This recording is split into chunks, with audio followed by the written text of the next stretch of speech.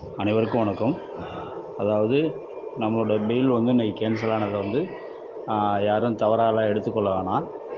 இன்றைக்கி வந்து நம்மளோட மேடம் வந்து தமிழ்ச்செல்வி மேடம் வந்து ஜட்ஜு அவர்கள் வந்து விசாரிக்கக்கூடிய கேஸ் மட்டும் பார்த்திங்கன்னா 240 கேஸு.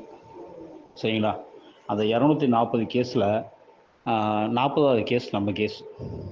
அப்படிங்கும்போது பார்த்திங்க அப்படின்னா கேஸ் நிறைய இருக்கும்போது ஒரு சில கேஸை இந்த மாதிரி ஒத்தி வச்சு தான் பண்ணுவாங்க. ரெண்டாவது வந்து பார்த்திங்க அப்படின்னா போலீஸ் தரப்பு சொல்லியிருக்கிறது வந்து கேஸோட நிலவரம் என்ன அப்படின்னாக்க, நமக்கு கொடுக்கப்பட்ட கேஸ் வந்து 2000 கோடி மோசடின்னு கொடுத்துருக்காங்க. அப்படிங்கும்போது 69 லட்சம் பேர்த்துக்கு வந்து இதனால் பாதிப்படைகிறாங்கங்கிறத மட்டும் சொல்லியிருக்காங்களே தவிர ஆர்கியூமெண்ட்டு இங்கே எதுவுமே வரலை.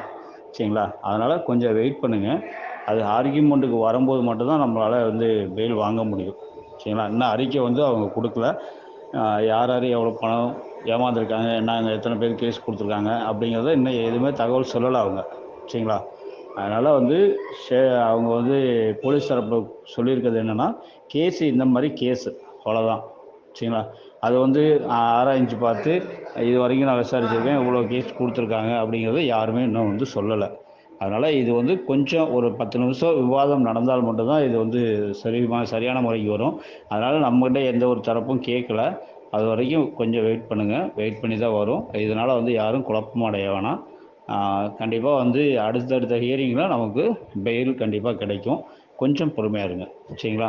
நாம் வந்து யாரும் எதுவும் செய்கிறதுக்கு இப்போதைக்கு தேவை இருக்காது. அது வேணுங்கும்போது சாட்சியாக வந்து தேவைப்பட்டால் நம்ம அப்புறம் கொடுத்துக்கலாம்.